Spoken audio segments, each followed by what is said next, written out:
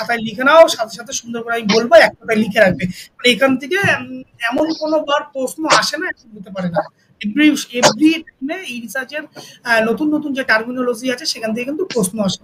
আমি দেখো এখানে অনেক বেশ আরো কিছু টার্ম আছে, এখন ইম্পর্টেন্ট কতগুলো টার্ম আমি তোমাদেরকে দেখিয়েছি। পপুলেশন কি জিনিস, স্যাম্পল কি জিনিস, ডেটা কি জিনিস, primary data, secondary data, qualitative and quantitative data. তাহলে দেখো রিসার্চ করতে গেলে কি হয়, আমরা জানি রিসার্চ কোনো প্রবলেম থেকে একটা প্রবলেমটাকে আইডেন্টিফিকেশন করছি, সেই প্রবলেমটাকে আইডেন্টিফিকেশন করার পরে কিছু ইনফরমেশন আমাকে কালেক্ট করতে হবে বা কিছু ডেটা আমাকে কালেক্ট করতে হবে। তাহলে এই ডেটাগুলো কালেক্ট করতে গেলে আমাদেরকে কিছু স্যাম্পেলের কাছে পৌঁছাতে হবে। তাহলে এই স্যাম্পেল কারা, আমি তোমাদেরকে একটা এক্সাম্পল দিই। এখানে ধরো আচ্ছা আমি তোমাদেরকে আগে একটা এক্সাম্পল ধরো, আমি খুব সহজ একটা এক্সাম্পল আমি বললাম যে আমাদের কলেজের, মুগবেড়িয়া কলেজের বিপিএড এর এমপিএড ধরলাম ডিপার্টমেন্টের, বিপিএড এমপিএড ডিপার্টমেন্টের ছেলে মেয়েদের এভারেজ হাইট কত, এটা হচ্ছে আমার আজকের প্রবলেম গবেষণা। তাহলে এখানে আমার কাছে পপুলেশন কারা, পপুলেশন হচ্ছে এখানে যে গোটা বিপিএড এমপিএড এর যতগুলো ছেলে মেয়ে আছে সেই ছেলে মেয়েগুলো হচ্ছে আমার পপুলেশন। এইখানে যদি ছবিটা দেখি, এই ছবিটা তাহলে আমরা হচ্ছে এই ছবিটা দেখো, এই ছবিটা হচ্ছে গোটা বিপিএড এমপিএড এর ছেলে মেয়ে ধরো এখানে আছে, এটা হচ্ছে পপুলেশন। এইবার অনেক ছেলে মেয়ে দেখবে যে তারা ডিপার্টমেন্টে হয়তো খাতা কলম আছে, ডেলি কলেজে আসছে না, ছুটি আছে, ইত্যাদি ইত্যাদি নানান বিষয়গুলো আছে।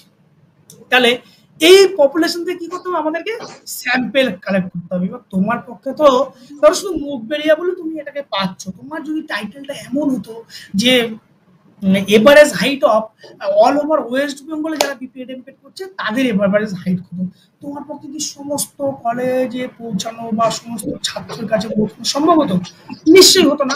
তুমি কি করতো সেক্ষেত্রে, তোমার পপুলেশন কি গোটা ওয়েস্ট বেঙ্গলে যতগুলো বিপিএড এমপিএড করা ছেলে মেয়ে আছে সেগুলো তোমার পপুলেশন। এইবার তোমাকে কি করতে হবে, সেই পপুলেশন থেকে কিছু সংখ্যক সাবজেক্ট তোমাকে সিলেক্ট করতে হবে, যেটাকে আমরা বলবো কি স্যাম্পেল। এখানে আমি সিম্পল তোমাদেরকে আরেকটা উদাহরণ দিয়ে, তোমরা প্রত্যেকেই ভাত রান্না করা দেখেছো বা ভাতের হাঁড়িতে দেখেছো, যে ভাতের হাঁড়িতে কিছু চাল দিলাম, সেই চালটাকে এবার আগুনের তলে গ্যাসে বা কিছুতে ফোটাচ্ছি।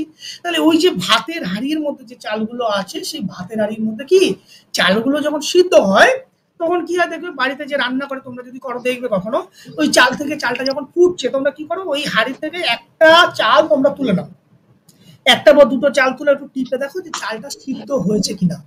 যদি দেখো যে চালটা সিদ্ধ হয়েছে তখন কিন্তু ভাতটা তুমি নামিয়ে দাও, তখন তুমি কিন্তু পুরো চালের ভাতগুলো কিন্তু তুমি চেক করছো না। তার মানে কি, এই যে তোমার এখানে যেটা রয়েছে যে চালের হাঁড়ি, মানে এটা হচ্ছে তোমার পপুলেশন। সেই পপুলেশন থেকে তুমি একটা দুটো স্যাম্পেলকে তুমি তুলে নিলে, তুলে নিয়ে কি করছো, তাদের কাছ থেকে এবার ইনফরমেশন তাদেরকে দেখছো, হ্যাঁ চালটা সিদ্ধ হয়ে গেছে মানে কি ভাতটা সিদ্ধ হয়েছে, এবার তাহলে ভাতটাকে নামিয়ে দিতে হবে। ঠিক এমন ভাবেই এই পপুলেশন থেকে আমাদেরকে কিছু সংখ্যক স্যাম্পেল কালেক্ট করতে হবে। এবার যেমন খুশি স্যাম্পেল কালেক্ট করা যাবে না, এই জায়গাটায় কি করতে হবে, সাইন্টিফিক মেথড অ্যাপ্লাই করতে হবে। সাইন্টিফিক মেথড অ্যাপ্লাই করে যে স্যাম্পেলের যে বিভিন্ন প্রকার টেকনিক আছে, যে simple sampling, random sampling, stratified sampling, cluster sampling, quota sampling etcetera ইত্যাদি বিষয়গুলো, যে তোমার যে অবজেক্টিভ তুমি যে ফর্মুলেট করেছিলে সেই অবজেক্টিভ অনুসারে যে সাইন্টিফিক মেথড অ্যাপ্লাই করতে গেলে কোন সাইন্টিফিক মেথড অ্যাপ্লাই করলে তোমাকে এরকম ধরনের রিসার্চ ডিজাইন করা উচিত, সেইভাবে তোমাকে স্যাম্পলটাকে সিলেক্ট করতে হবে। এই তাহলে এই যে যে উদাহরণটা তোমাকে দিয়েছিলাম যে সারা মুখবেড়িয়ার এভারেজ হাইট তাহলে কত, তাহলে এই যে মুখবেড়িয়ার ছেলে মেয়েরা এখানে ধরো আছে, এদের মধ্যে থেকে তুমি গোটা কয়েক ছেলে মেয়েকে তুমি নিয়ে নেবে। কিভাবে নেবে, তোমাকে এখানে কিন্তু স্যাম্পলিং মেথড কিন্তু তোমাকে অ্যাপ্লাই করতে হবে। এই স্যাম্পলিং মেথড যদি তুমি সঠিকভাবে অ্যাপ্লাই করো তবে কিন্তু সঠিক রেজাল্ট তুমি পাবে, অন্যথায় কিন্তু তুমি সঠিক রেজাল্ট পাবে না। তাহলে এই পপুলেশন থেকে কি করছো, তাহলে দেখো পপুলেশন বড় না স্যাম্পল বড়, এটা কিন্তু মাথায় রাখো। পপুলেশন হচ্ছে বড়, স্যাম্পল হচ্ছে ছোট। তাহলে এই পপুলেশন থেকে আমরা স্যাম্পল যখন সিলেক্ট করছি, এই মাঝে আমরা কি অ্যাপ্লাই করছি, স্যাম্পলিং টেকনিক ইউজ করছি, মাথায় রেখো।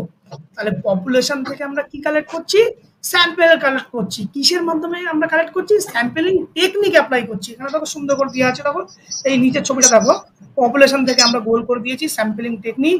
এবার এই স্যাম্পলিং টেকনিক অ্যাপ্লাই করার সময় আমাদেরকে মাথায় রাখতে হবে আমাদের সাইন্টিফিক মেথড অ্যাপ্লাই করতে হবে। সাইন্টিফিক মেথড মিনস স্যাম্পলিং এর টেকনিকের যে স্টেপগুলো আছে, কোন ধরনের স্যাম্পলিং টেকনিক তুমি ইউজ করবে, সেই টেকনিকগুলো তোমাকে আমরা স্যাম্পলিং নিয়ে পড়ে আসবো, তখন আরো বিস্তারিত বলবো।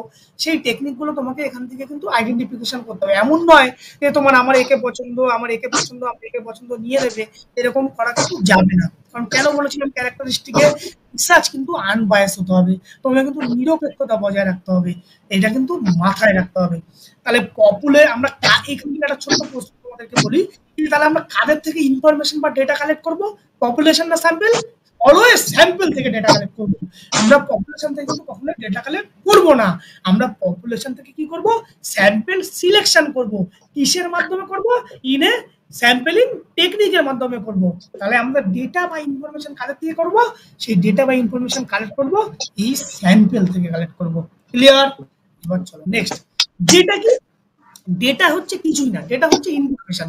তুমি যে অবজেক্টিভ সিলেক্ট করেছো, এই যে স্যাম্পল থেকে তুমি যে যে ধরনের ইনফরমেশন কালেক্ট করবে সেটাই হচ্ছে ডেটা। এই যে ধরো সিনিয়র দাদারা যখন কাজ করছে দেখবে অনেকের উপর টেস্ট নিচ্ছে বিভিন্ন প্রকার, তাহলে ওই যে ভেরিয়েবল উপর টেস্ট গুলো নিচ্ছে, সেখান থেকে যে ইনফরমেশন গুলো পাচ্ছে, সেই ইনফরমেশন গুলো হচ্ছে ডেটা, আর কিছু না। বলো এরপরে ডেটা আমরা পরে ডিটেলসে পড়বো, তখন আমরা বুঝবো। এবার আসছি দেখো প্রাইমারি। দেখো ডেটা কালেকশনের উপর ভিত্তি করে ডেটা দুই প্রকার, একটা হচ্ছে প্রাইমারি ডেটা, একটা হচ্ছে সেকেন্ডারি ডেটা। প্রাইমারি ডেটা হচ্ছে কোনটাকে? না, প্রাইমারি ডেটাকে আমরা বলি ফার্স্ট হ্যান্ড সোর্সেস। প্রাইমারি ডেটাকে আমরা কি বলবো? First hand sources. এটা কিন্তু খাতায় নোট করে রাখতে পারো। আর সেকেন্ডারি ডেটাকে আমরা কি বলবো? Second hand information. সেকেন্ডারি মানে সেকেন্ড হ্যান্ড। আমরা অনেক সময় বলি না যে সেকেন্ড হ্যান্ড মোবাইল কিনবো, মানে আগে থেকে ওই মোবাইলটাকে ইউজ করেছিল, আমরা ওই জন্য আমরা সেটাকে সেকেন্ড হ্যান্ড বলছি, ওই জন্য আমরা বলছি সেকেন্ডারি ডেটা। আর প্রাইমারি ডেটা মানে কি? ধরুন একটা নতুন মোবাইল তুমি কিনলে, প্রাইমারি একদম ফার্স্ট টাইম তুমি সেটা কোম্পানি থেকে পারচেজ করলে, তোমার আগে সেই জিনিসটা কেউ নেয়নি। এই যে রিসার্চের অথেন্টিসিটি কিন্তু ডিপেন্ড করে কিন্তু একটা ট্রু রিসার্চে সবসময় প্রাইমারি ডেটা থেকে কিন্তু ইনফরমেশন কালেক্ট করবে। যত তুমি প্রাইমারি ডেটা থেকে ইনফরমেশন কালেক্ট করবে, সেটা হচ্ছে তোমার অথেন্টিক হবে, ট্রু রিসার্চ হবে। তো এই যে প্রাইমারি ডেটা থেকে সোর্স গুলো কি কি? এখানে তোমার দেখা যাচ্ছে ইন্টারভিউ। ইন্টারভিউ তখন যখন ইন্টারভিউ হয়, ফেস টু ফেস তুমি কারোর সাথে ইন্টারভিউ করলে, তখন কি হবে? তুমি সরাসরি অ্যাজ এ রিসার্চার তুমি সেই সাবজেক্টের স্যাম্পলের কাছে পৌঁছে গেলে, পৌঁছে গিয়ে তুমি ডেটাটা কালেক্ট করছো, এটা একটা প্রাইমারি ডেটা সোর্স। তারপরে হচ্ছে বিভিন্ন কোশ্চেন নিয়ে তুমি দিচ্ছ, অবজারভেশন করছো। তুমি যদি কোনো কাউকে দিনের পর দিন অবজার্ভ করছো, তার মানে কি? তুমি সরাসরি সেই সাবজেক্টকে অবজার্ভ করছো, কোনো কিছু এক্সপেরিমেন্ট করছো, ইত্যাদিগুলো কিন্তু মেথড, যে মেথডগুলোকে অ্যাপ্লাই করে কিন্তু এই প্রাইমারি ডেটা ইনফরমেশন কালেক্ট করা যায়। আর সেকেন্ডারি ডেটা কি? সেকেন্ড হ্যান্ড, মানে অলরেডি আগে থেকে কেউ করে ফেলেছে, সেখান থেকে আমি ইনফরমেশন কালেক্ট করবো। সেটা কি? আমরা দেখো অ্যাভেলেবেল ইন্টারনেট থেকে আমরা কোনো নিতে পারি, কোনো এনজিও সংস্থা থেকে নিতে পারি, বিভিন্ন মার্কেট থেকে নিতে পারি, বিভিন্ন এডুকেশনাল ইনস্টিটিউশন থেকে নিতে পারি, বিভিন্ন কমার্শিয়াল সোর্স থেকে নিতে পারি, বিভিন্ন পাবলিক লাইব্রেরি থেকে নিতে পারি। সেগুলো হচ্ছে সেকেন্ডারি সোর্স, মানে ওই ডেটাগুলো কেউ না কেউ আগে সেগুলোকে ইনফরমেশন কালেক্ট করে একটা আছে, সেখান থেকে আমি তাদের ডেটাগুলোকে নিলাম, সেটা হচ্ছে সেকেন্ডারি ডেটা। তাহলে প্রাইমারি ডেটা সেকেন্ডারি ডেটার মধ্যে পার্থক্যটা বোঝা গেছে। প্রাইমারি ডেটা হচ্ছে first hand source, secondary data হচ্ছে সেকেন্ডারি সোর্স। খুব সিম্পল একটা উদাহরণ বলে দিই, যে নতুন মোবাইল আর সেকেন্ড হ্যান্ড মোবাইল, তাহলে তোমাদের এটা মাথায় থাকবে। এবার আসি যে ডেটা আবার দুই প্রকার, qualitative data and quantitative data. তাহলে ডেটা এগুলো আমরা আরো ডিটেলসে পড়বো, এখন শুধু এই সিম্পল কতগুলো কথা তোমরা জেনে নাও। কোয়ালিটেটিভ ডেটা মানে কি? ধরো আমরা যখন কারো কোয়ালিটি বিচার করবো, কোয়ালিটি বিচার করতে গেলে যদি আমি যখন কোনো নিউমেরিক্যাল ডিজিট কিন্তু আমরা সেখানে পাবো না। ধরো আমি যদি বলি যে অমুক ব্যক্তিটা কেমন, ভালো না খারাপ, সেখানে মধ্যে আমি কোনো সংখ্যা বলছি না, তাহলে ভালো খারাপ কি? তার গুণগত মান বিচার করছো, তাহলে সেটা হচ্ছে তার কোয়ালিটেটিভ ডেটা। যখন সেটা গুণগত মান বিচার করছে, যেখানে কিন্তু কোনো নিউমেরিক ডিজিট থাকছে না। আর কোয়ান্টিটেটিভ ডেটা কি? কোয়ান্টিটেটিভ ডেটা এক কথায় হচ্ছে যেটার মধ্যে কি কোনো শুধুমাত্র কোয়ান্টিটেটিভ ডেটা হচ্ছে কোনো নিউমেরিক্যাল ডিজিট থাকবে। যেমন যদি আমি যদি বলি তোমার হাইট কত, তুমি বলে 162 সেন্টিমিটার, তাহলে কি তুমি এখানে একটা নিউমেরিক ডিজিট আমাকে বলছো, মানে এটা কোয়ান্টিটেটিভ ডেটা। এই দুটোর মধ্যে বুঝো, কোয়ালিটেটিভ ডেটা হচ্ছে কি?